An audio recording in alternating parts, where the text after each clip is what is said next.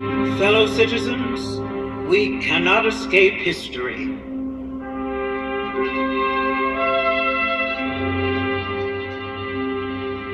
That is what he said. That is what Abraham Lincoln said.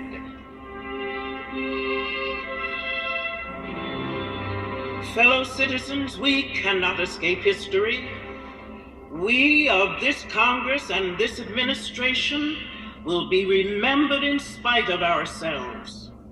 No personal significance or insignificance can spare one or another of us. The fiery trial through which we pass will light us down in honor or dishonor to the latest generation. We here hold the power and bear the responsibility.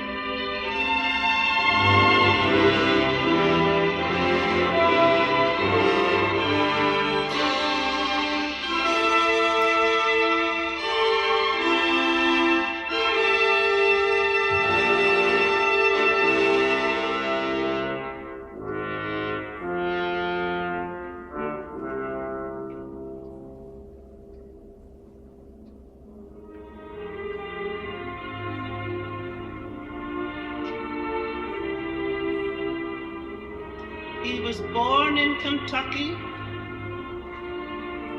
raised in Indiana, and lived in Illinois. And this is what he said. This is what Abe Lincoln said.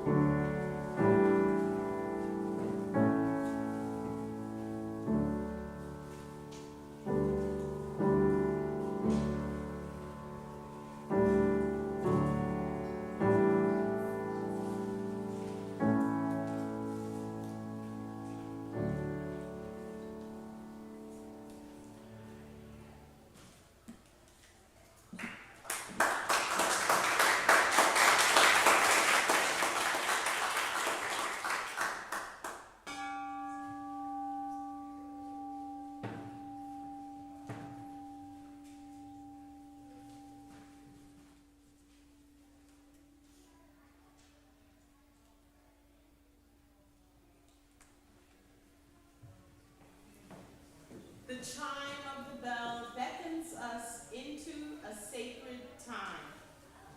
Welcome to the First Unitarian Universalist Church of Houston, where we widen love's circle by honoring the inherent worth and dignity of all. We extend a heartfelt and inclusive invitation for you to join us in meaningful worship and in service to this world. Buenos días y bienvenidos a esta comunidad donde ampliamos el círculo del amor, honorando el valor, la dignidad inherentes de todos. We greet all those who join us this morning, especially on this Sunday where we celebrate the life and the accomplishments and humanitarianism of Marian Anderson. We hope those watching the live stream will fill out the online attendance form and refer to the many announcements in the online order of service. We ask those here in person to take a moment after the service to introduce yourself to someone you don't yet know. Now, please join together as we sing one of the songs in the order of service. My Country, 'Tis of Thee, America. Please rise in body or in spirit as we sing together.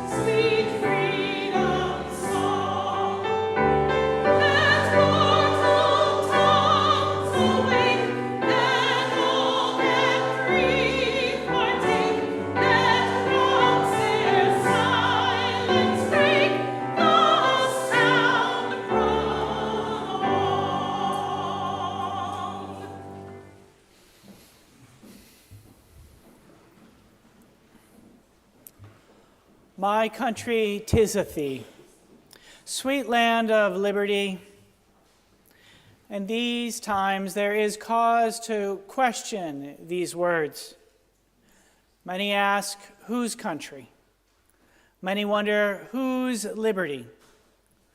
We gather this morning a community devoted to the broadest view, inspired by the belief that all people contain within a spark of the divine, that, as Tom Paine said, my country is the world, my religion is to do good. We gather this morning a congregation celebrating the possibility of human goodness when wickedness seems to reign, the potential for better days when oligarchs and tyrants appear astride the earth, the power of freedom that exists when we each commit to that old vision, named in Tom Paine's words, expressed in Marian Anderson's song, that the world is my home and my religion is to better it, not as an isolated individual, but as with others in community. So in the spirit of liberation, embedded within the songs we sing, I say, come friends, let us get free together and let us worship.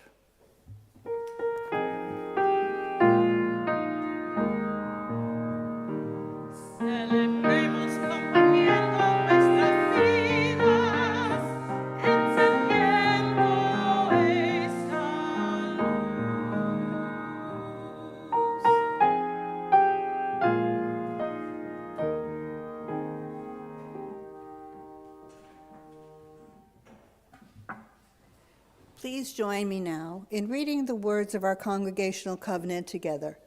The words are in order of service. Love is the spirit of our congregation. Service is our prayer. To dwell together in peace, to seek truth in love, and to encourage one another. Thus do we covenant.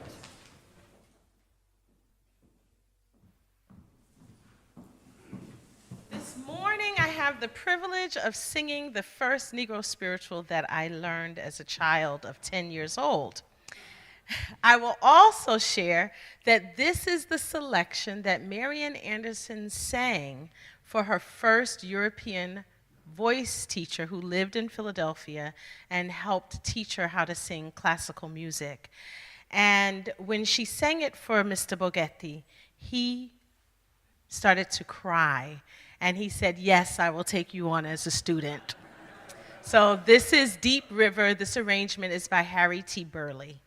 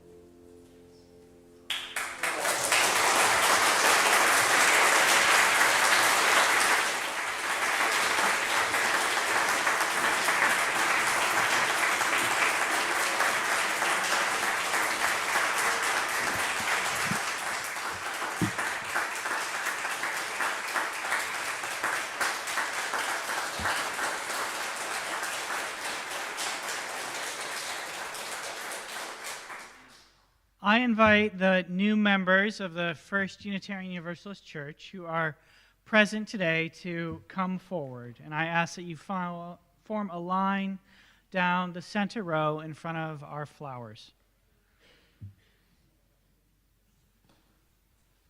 Sure.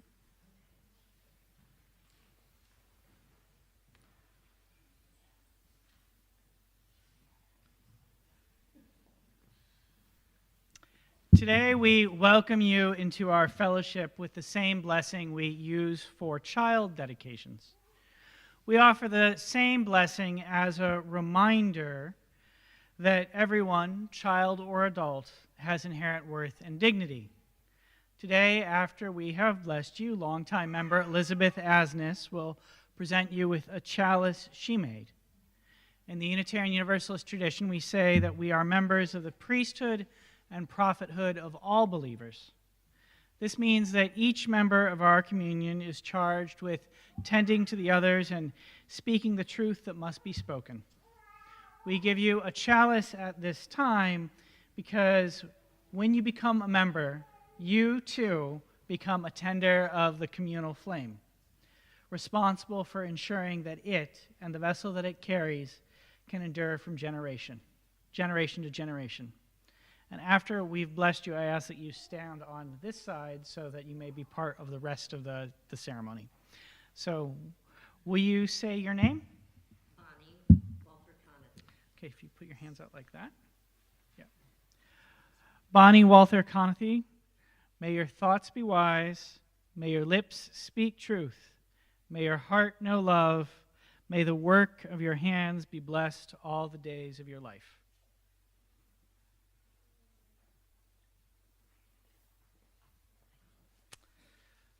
Will you say your name? Michael Gatos.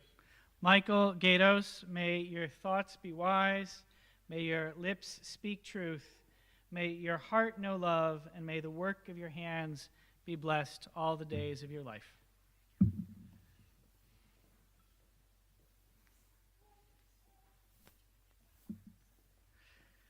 Will you say your name? Dina. Dina, may your thoughts be wise, may your lips speak truth, may your heart know love, may the work of your hands be blessed all the days of your life. Will you say your name? Cindy. Cindy, may your thoughts be wise, may your lips speak truth, may your heart know love, and may the work of your hands be blessed all the days of your life.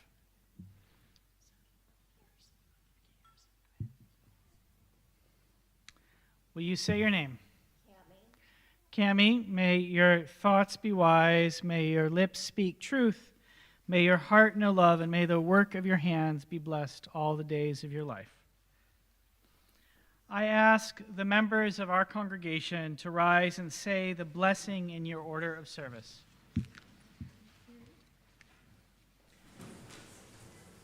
We say to you, friends, you have joined our church by placing your names alongside ours in our book of names. Here come your own free choice to live in covenant with us and to move together with us into our future of hope and vision. We, the members of the First Unitarian Universalist Church of Houston, welcome you to our search for faith and freedom, our work for justice with love, and our practice of keeping an open mind. We pledge to offer you support in times of sorrow, laughter in times of joy, encouragement in times of doubt, and to hold our lamp high to light you on your way. Welcome. We're so glad that you are here with us.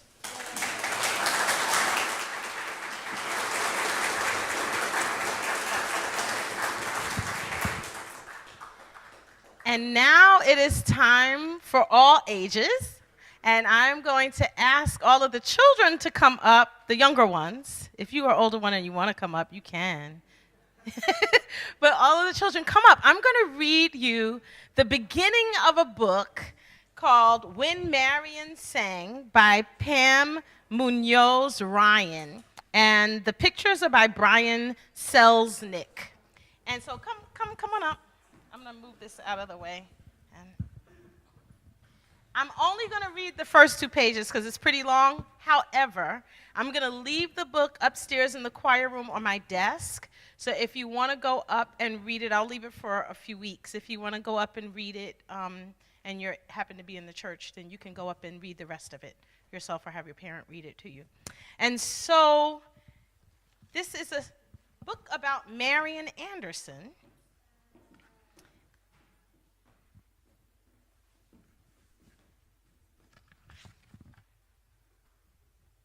For some reason, I can't turn pages today. I don't know. Okay. Nope, that's not the first page.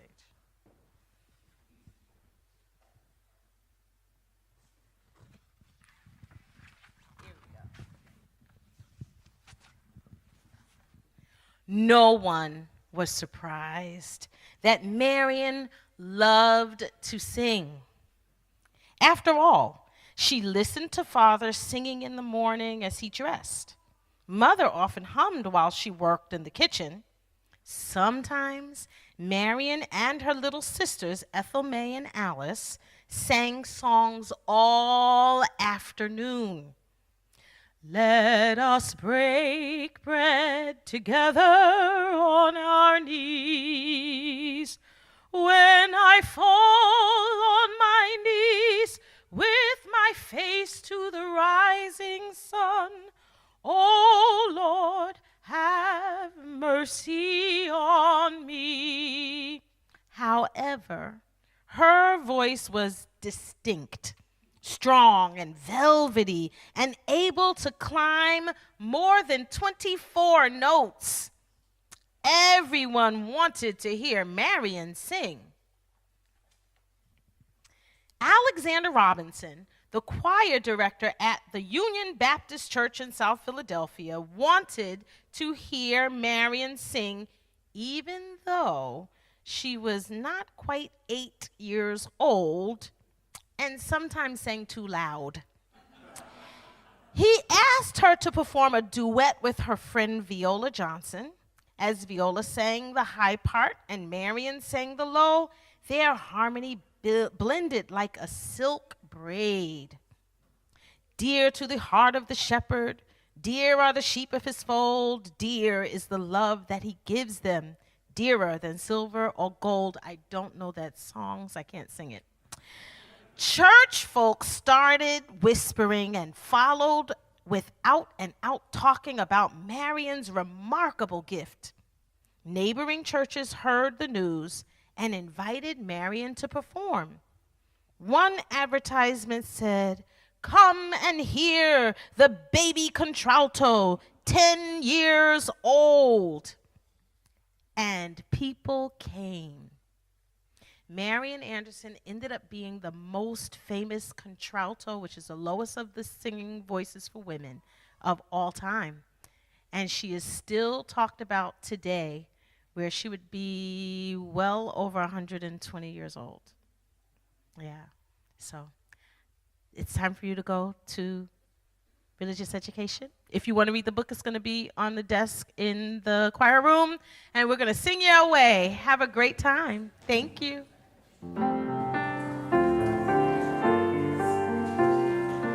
As you go, may joy surround you. As you go, go in peace. Know our love is with you always. As you go, as you go. Enter with me into the space that some call prayer and others name meditation. Open yourself to the wonders and mysteries of the world. Open yourself to compassion and empathy. Take one breath. Take another. Find your center. O Spirit of love and justice, known by many names, God, the highest to which we humans can inspire, the Spirit that moves between us, we invoke you in this hour and ask that you move through us as the Spirit of gratitude. In this difficult time in particular, we ask that you inspire in us gratitude for all of the civil servants, all of the teachers, office workers, administrators, healthcare workers, and others who have devoted their lives to service. They are being maligned by the malevolent, ill-spoken of those by those who would do ill, attacked by those who would dismantle the fabric of care and concern that has been woven into this country so that it might be better for the many rather than the few. As the spirit of gratitude moves through us, let us also open ourselves to compassion for every human being and for all being. Let us remember that nation, border, citizenship status, gender, race, economic class are but human divisors. There is only one race, the human race. There is only one country, the world. The destiny of each of us is wrapped up in the destiny of all of us. And when the migrant, the refugee, the transgender, the queer, the black, the brown, the person of color, the working class person, the poor, when anyone come under assault and has their humanity questioned, the humanity of all of us is lessened. We can only get free together. Gratitude, compassion, O Spirit of life and love, we ask that these things move through our hands and animate the work of our hearts today and for all the days to come. That it might be so, I invite the congregation to say Amen. We pause now together to lift up that which sits heavy and light on our hearts. Roger Hoffman, the father of Ruth Hoffman Locke, died this past week, and we send Ruth, her mother, Joe, and all of their extended family our love during this difficult time. Pam Perry is at home recovering from a fall that put her briefly into the hospital, and we send her healing thoughts. We also celebrate with joy Ron Cookston, who's been cleared for driving and traveling after having both had heart surgery and a heart attack. And we send our prayers to all of those who have lost loved ones in the recent plane crashes in Washington, D.C. and Philadelphia. We now turn to a practice inspired by African, indigenous, and neo-pagan traditions. We say aloud or bring to mind those we wish to have held in the loving embrace of our religious community.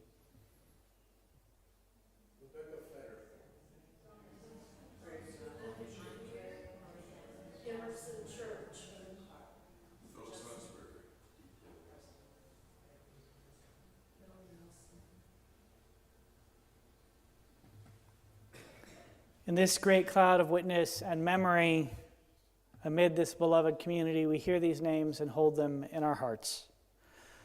As we do, let us also extend our empathy to all of the suffering that has remained unnamed and celebrate all of the joy that has gone unspoken.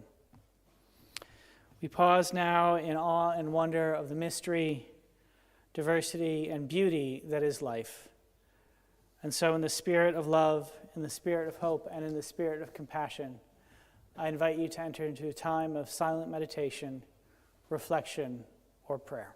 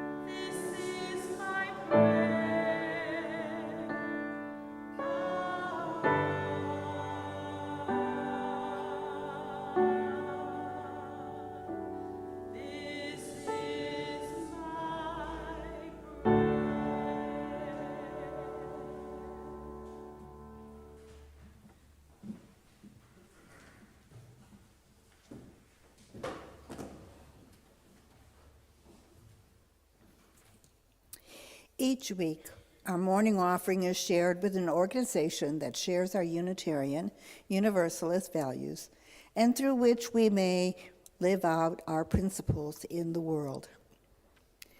This week, we are donating to HBCU Arts.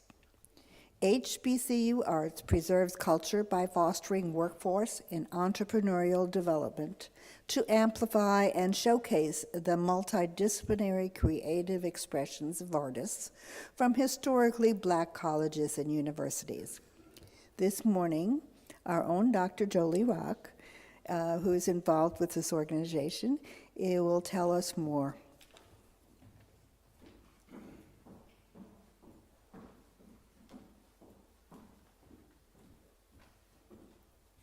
Good morning again. I am the Executive Artistic Director of Driven Theater Company. HBCU Arts is a division of Driven Theater Company. Since 2010, Driven Theater has been empowering, connecting, and entertaining diverse audiences with quality issue-driven theater, multidisciplinary arts programs, and educational initiatives designed to encourage the healthy development of the individual, the family, and society.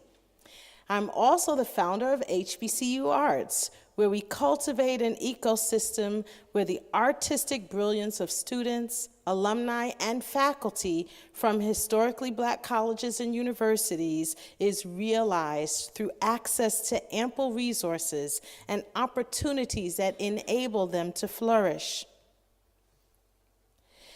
This summer here in Houston, we will have our HBCU Arts Credo program, the Career Resource Entrepreneurial Development Opportunity, which offers resources, networks, and opportunities to empower students, faculty, and alumni of HBCUs in their artistic careers. Other programs such as the HBCU Arts Summerfest on Martha's Vineyard, Bring the Strings, and our Arts and Humanities Data Research Initiative are in the works. We truly value and appreciate your support and our connection to First UU. Thank you so much for considering us as a shared offered participant.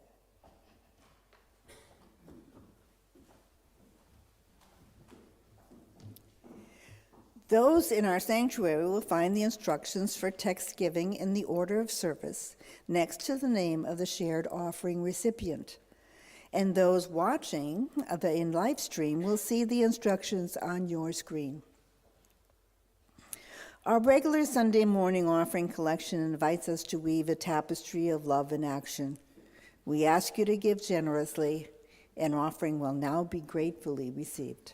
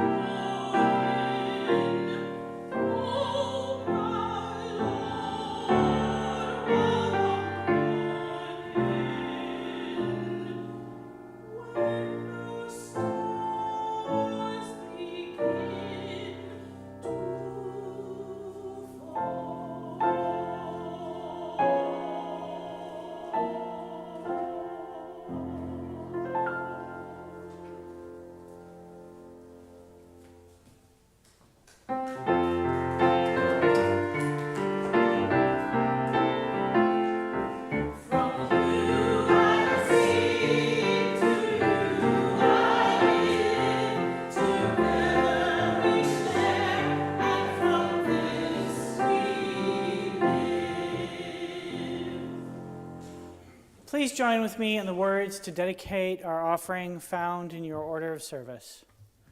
To the work of this church, which is weaving a tapestry of love and action, we dedicate our lives and these our offerings.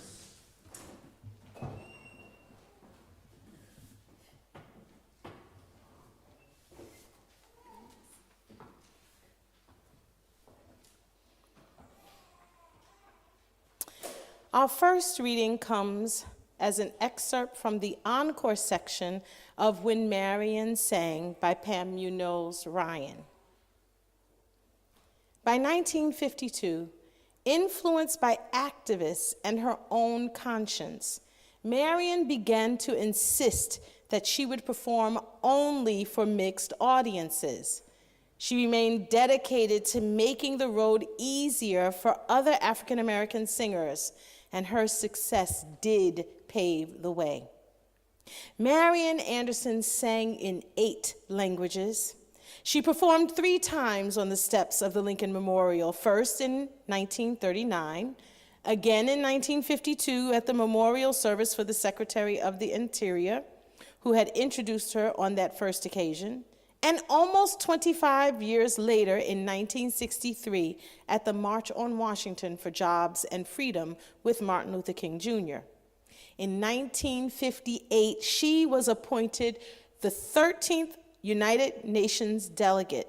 She sang at the inaugurations of Presidents Dwight D. Eisenhower and John F. Kennedy, and was the recipient of the NAACP Spring On Medal, the Kennedy Center Honors, and the Presidential Medal of Freedom, the highest civilian award in America. At her Metropolitan Opera debut in Verdi's Un ballo in maschera, The Masked Ball, she was 57 years old, her voice still rich and abundant. Marian was married to Orpheus Fisher, a New York architect. They had no children, but she was very close to her nephew, James DePriest, a composer and symphony orchestra conductor. Family, faith, and music remained strong threads in her life, especially the influence of her mother's belief in the ultimate goodness of people's hearts. All her life, Marian sang her soul. Her rendition of "Were You There When They Crucified My Lord" can make the most callous weep.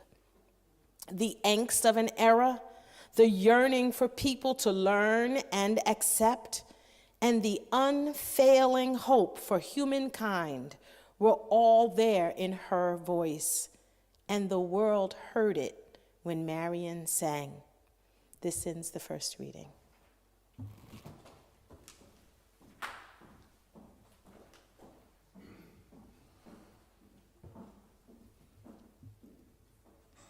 The second reading this morning is from Marian Anderson's autobiography entitled My Lord, What a Morning, published in 1956. There are many persons ready to do what is right because in their hearts they know it is right. But they hesitate, waiting for the other fellow to make the first move, and he, in turn, waits for you. The minute a person whose word means a great deal dares to take that open-hearted and courageous way, many others follow. Not everyone can be turned aside from meanness and hatred, but the great majority of Americans are heading in that direction. I have a great belief in the future of my people and my country. Thus ends the second reading.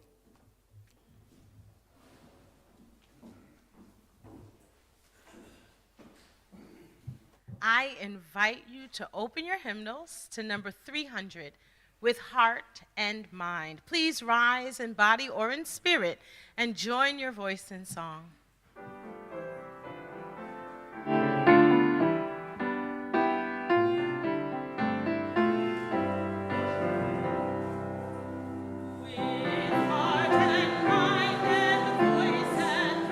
May we this time and place transcend.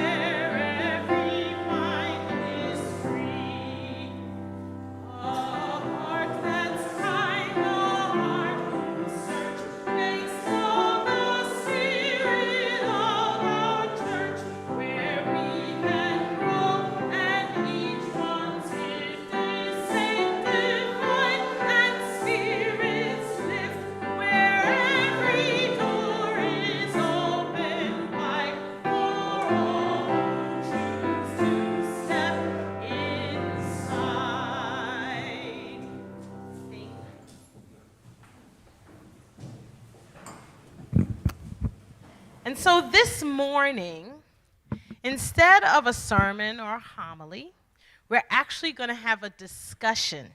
So Marian Anderson is one of the people who I just love and have always been inspired by. And it's not difficult for me to speak about her, I'll just tell you.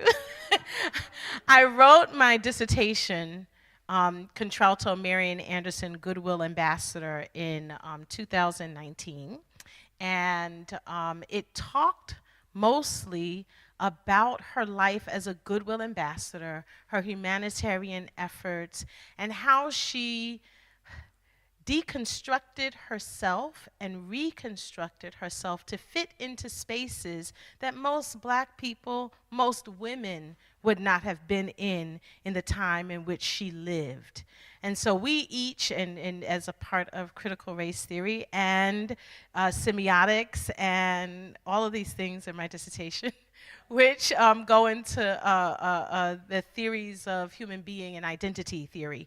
We all do this every day, but she really mastered it and did well and became an icon in her life. And so we're going to have a conversation, and we're inviting you to learn something.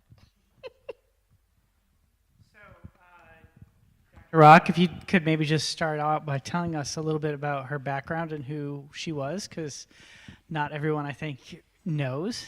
Okay. So she was born in South Philadelphia, and her mom was a domestic. Her mom was actually trained to be a teacher, but she lost her paper teaching license, and because she couldn't find it, the officials in Philadelphia didn't believe her. So they didn't allow her to teach. So she became a domestic. Her father worked for the railroads, had an accident, and died when Marian was young. Marian, oh my gosh, I can tell you so much, but I'm not, because we'll be here all day. She ended up living with, of course, her mom. Her mom moved into the home with her father's parents in South Philadelphia on Martin Street. And she had two younger sisters, and they grew up there. She kept the house, ended up buying the house next to her, and her sisters lived in the house next door. Her mom stayed in the family home, and then later on, she took care of them. She took care of everything, and later on, she ended up living in Danbury, Connecticut. But Marian was the first contralto to just make world fame. I think today she's still the most famous contralto of all time.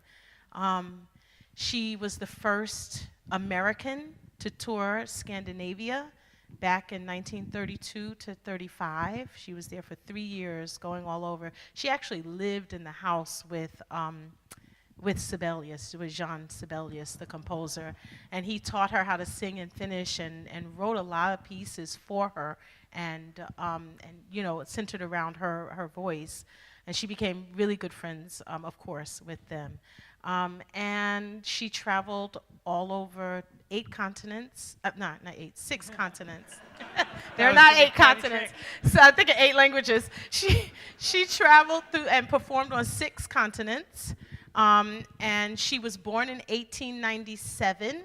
So she lived through a whole lot. And if you want to learn a lot more, you can read my dissertation, because I go through all of that. And it actually, even though it's academic, it is an interesting read. And it talks a lot about history and how she overcame, and I can't even say overcame, how she lived in the time that she lived in, despite the fact that she was a woman and she was Black. And traveling over the United States and the South with her mother in the 1915 to 1966 when she retired. It's just amazing. And she was all over Europe. Matter of fact, there is a rumor that Hitler was at her concert in 1930, I think it was 32 or 35, when she was in Berlin. They said he was behind the curtain at the concert where she sang spirituals in 1932 in Berlin. That was unheard of, to do anything religious at that time. And so, she was really a great woman. Could you tell us more about how she's inspired you personally? Okay, so I'm a singer, right? Okay, so let me just tell you, the 9:30 service is completely different from this one. So I was going through her archives in University of Pennsylvania, and I was just fascinated, touching, her handwriting and reading her letters to her mom and her husband and family, and I ran across a recital program. It said Vanetta Russell. Now, you all don't know who Vanetta Russell is, but I do. She was my first voice teacher. Marian Anderson was at my voice teacher's recital, and she's still alive, my voice teacher. So I called her from UPenn, and I said, "You are not going to believe this. Did you know Marian Anderson was at your recital?" She said, "No." I said, "Well, she was." And so at the time, Marian Anderson was the Goodwill ambassador, and she used to host people from different countries, and she would bring them to performances, and this was at a Carnegie Hall. And it's just amazing. So, the lines of communication. However, my voice teacher told me about Marian Anderson when I was a little girl, and then there's so much that Marian did for singers. She had gotten a $10,000 award from a foundation, and she took that money and started a scholarship fund. And it was a competition that went along with it, the Marian Anderson competition. And she helped so many singers, among them Leontine Price, Grace Bumbry, Denise Graves, and I can go down the list. It's a long list. And not only did she help them by providing financial scholarships to them through this competition, but she would invite them to her home in Danbury, Connecticut, and she would talk with them and feed them and tell them how to navigate the career and how to carry themselves and all of those things that you don't get from a typical teacher or from a college program. And she stayed in contact with them and would go to their performances, and she really mentored them. And so that has inspired me, of course, to be a mentor and to pass it on to the next generation, so that, you're one of the first, because there were many before Marian Anderson, actually. But she was one of the first African-American singers to really make it well. And so that inspires me, and her humanitarian efforts, which is incredible. So. Well, so she had, as you mentioned in the reading earlier, a great belief in the future of my people and my country. And that seems not super justified today. So I'm wondering, does that reality make you question hope? It doesn't, and I think because of her inspiration, she had such a faith in the people that mistreated her, and the time that she lived in, I go back to that.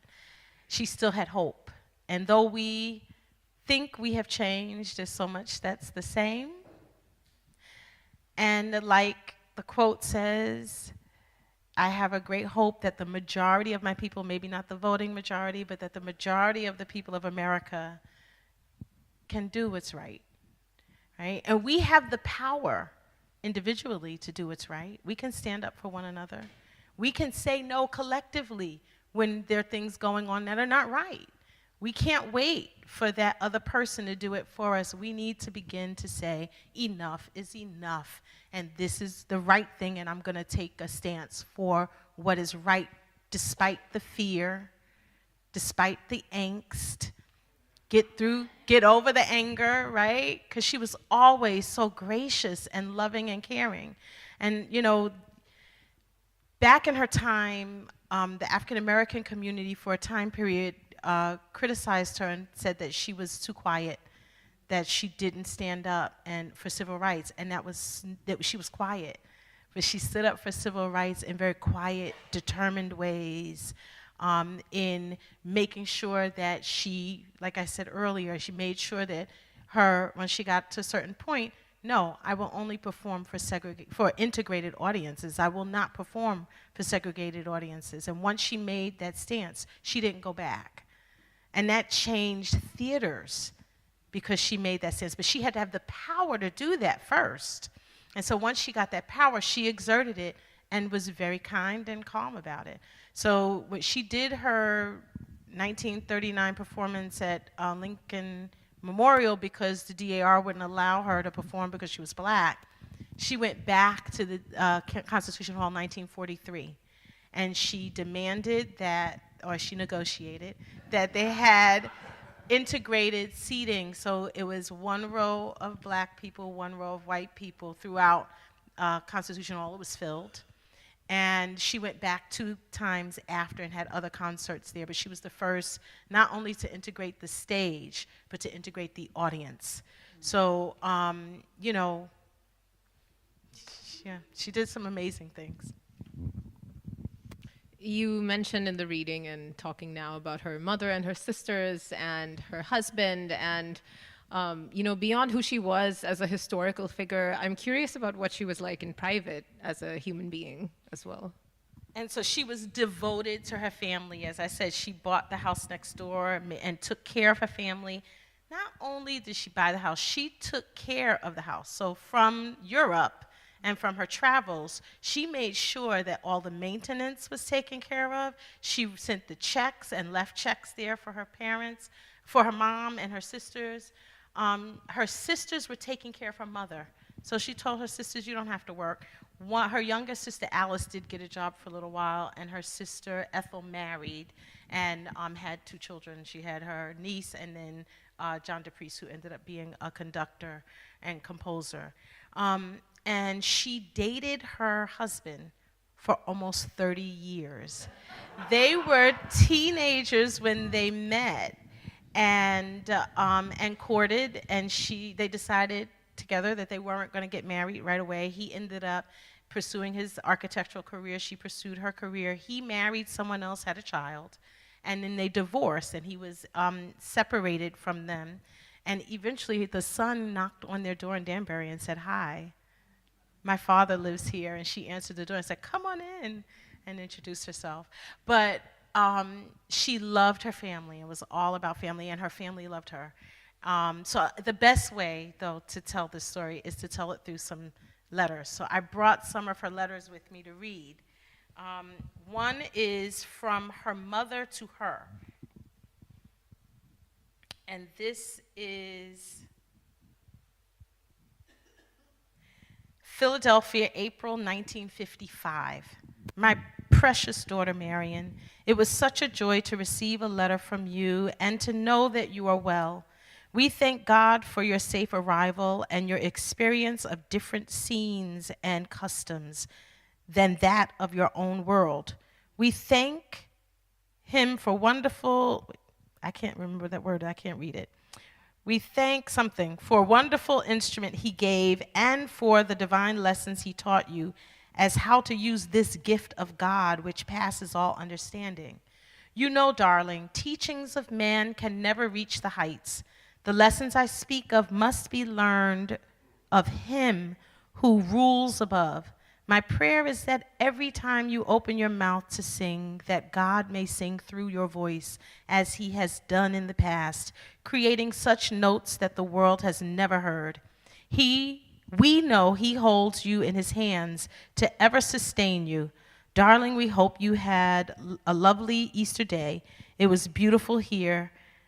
Ethel provided a lovely dinner. My flowers were glorious, and you were with us in spirit.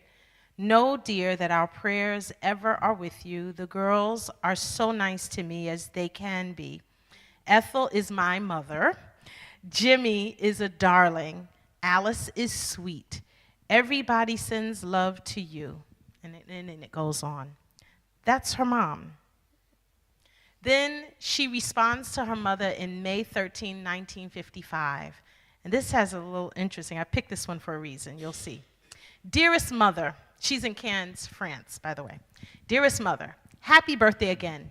Your letter was a gem, and I was so delighted to receive it. There have been many interesting experiences that I wanted that we might share together, but the more I think of it, the more I realize that I was very selfish. Even the trip to the Holy Land, the way that we did it, was not for you, hardly for me, because at night, trying to remember where and in what order we had made our tour, it was impossible without the help of maps and pictures. My knowledge of the places and their relation to each other in the Holy Land was not sufficient. Dr. and Mrs. Hale were most solicitous that the visit would not be too strenuous. They had been in the old city 25 years ago and had had lodgings there and knew the place quite well. It was about 9:30 when we arrived in Old Jerusalem after having left Tel Aviv about 7, and stopping for coffee with the American consul and his wife in New Jerusalem, making sure our papers were in order to pass us through the gate to Transjordan. The gate is not a gate at all. At a fixed place on the main thoroughfare, a concrete block wall had been built, leaving an opening just large enough that every car passing through could be controlled, and it goes on. So there's a little bit about Jerusalem. And then this is to her husband, September 23rd, 1956. She's in Copenhagen, Denmark. My darling, and this is really hard to read, so bear with me.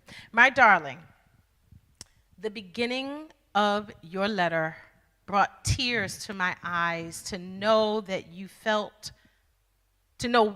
how you felt when I left home, and the resignation tore me apart. I am so thankful to you, my love, that you did not show this before my departure.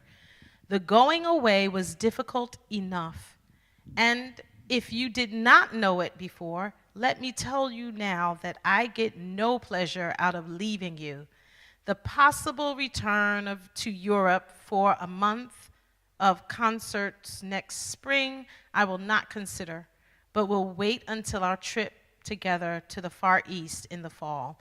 And then she goes on, but it just, 40 years of them having been together, 13 years after they got married. So I'll tell you this too. They married, they got engaged in 1941. When they got engaged, they agreed that she would buy over 100 acres of land in Connecticut. He would build the house, 1941. They did that, lived together for 2 years, unmarried, got married in 1943, and what a woman. What a woman. So amongst her many accomplishments, she was a goodwill ambassador for the United States State Department. So can you talk about what that role was, how she became one, and how that role encompassed more than her just musical accomplishments? Okay. The Associated Press and the Republican National, I can't think of the name of it right now, but anyway, they were investigating her since 1943 as she was traveling around the world. She went to Cuba, she was in Africa, like I said, she was all over the world back then. And so they started, when I went to the State Department records in College Park, Maryland, I saw the file that they started keeping on her in 1943. And they were doing that because they wanted to see if she would be a prop for the United States government. There's a letter that she wrote in her handwriting that's in my dissertation. I have a copy of it in my dissertation, where she says that she took on that role knowingly. She knew exactly what she was doing. What she did was, as she was traveling, the government would have her do concerts for the USO, for the United States Armed Services, and that brought them joy to see someone from home. She would meet with elected officials and appointed officials in the different countries, kings, queens. She had already had those relationships where she was singing for the king and queen of Denmark and all over the world. She was with all the heads of states. Not only that, but thousands of people, 10,000 people would show up in India, in Asia, in Europe for her concerts and stand in fields, the common folk, to see her sing. And that said to the government, and I hate to say this, but it's the truth. Dulles, the Secretary of State, wrote in one of his memorandums, if Marian Anderson can pull up her bootstraps, the other people of her race can. And that's abhorrent, because if you don't have boots, you don't have straps to pull up. Marian Anderson, I say that her life was full of God moments. I have God moments too, where God kind of steps in and makes it right so that she can do and live out her purpose in life. And you can see them, that they pop right out, that there was no other way that could happen unless it was, a higher power. And so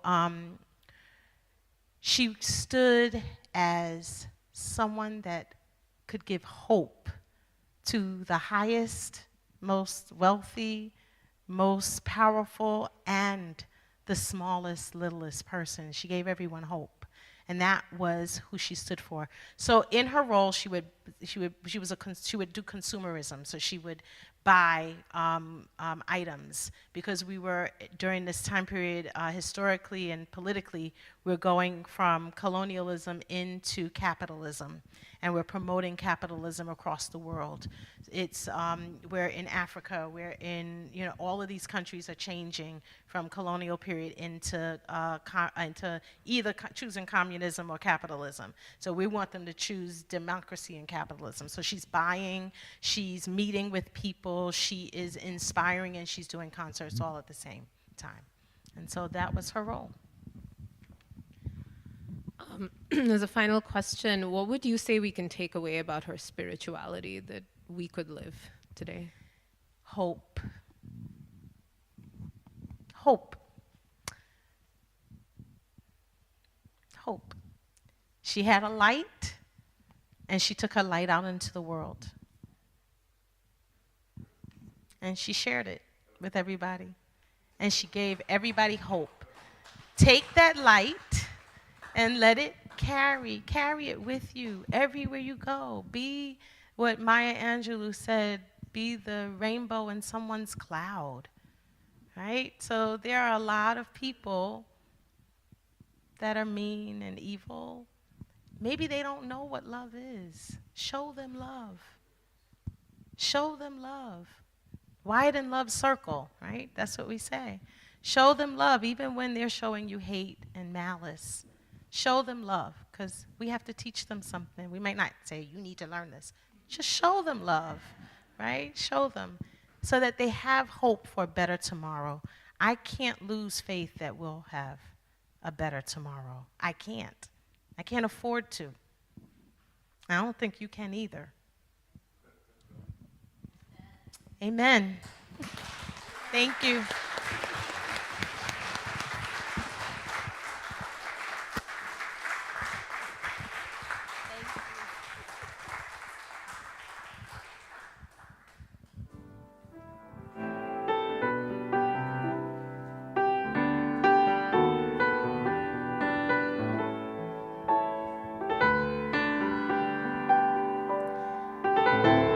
Can you turn in your hymnals to number 118, This Little Light of Mine? Please rise in body or in spirit. Feel free to clap your hands, snap your fingers, move, dance. This little light of mine, I'm gonna let it shine. This little light of mine, I'm gonna let it shine. This little light of mine, I'm gonna let it shine. Let it shine, let it shine, let it shine. Everywhere I go,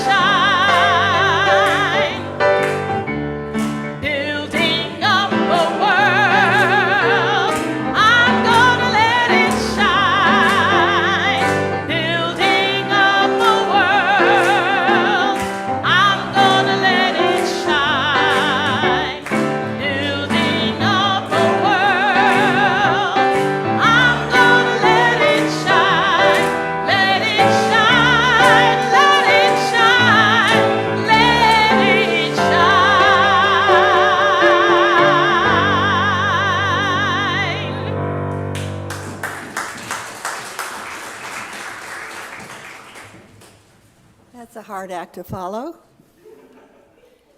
But join me now in extinguishing the chalice. The words are in order of service. We extinguish this flame, but not the light of truth, the warmth of community, or the fire of commitment. These we carry in our hearts until we are together again.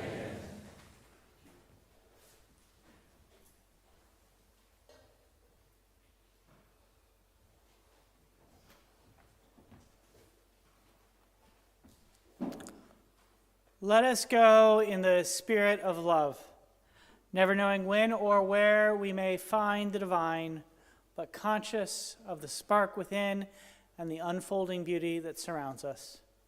Go in peace, go in love. May our lives be a blessing. Amen.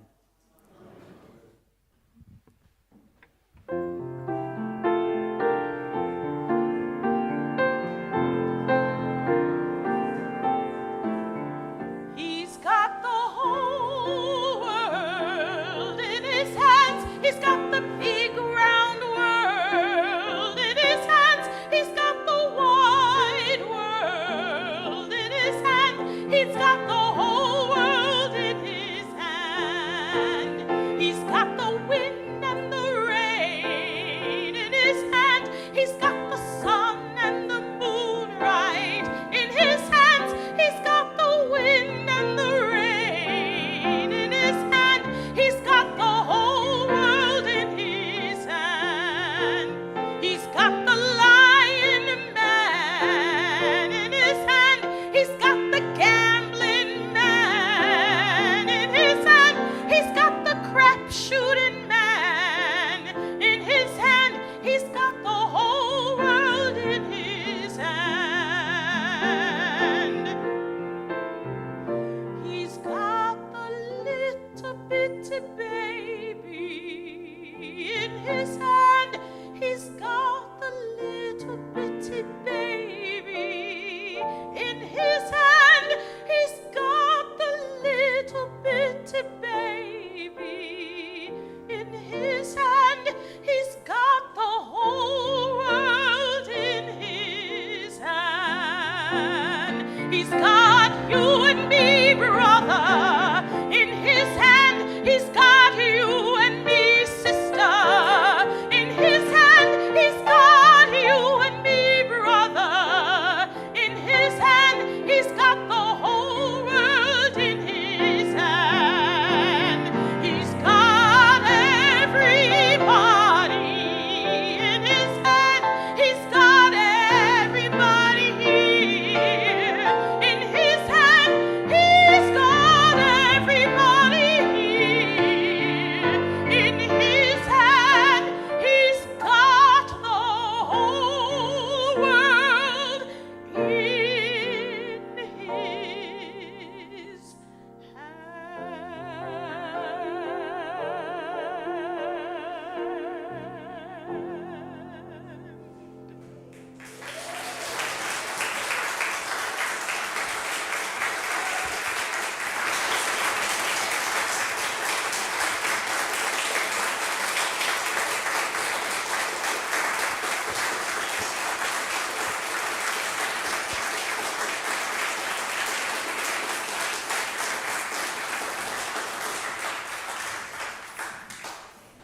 Thank you for joining us. We want to know who you are and would love to connect with you.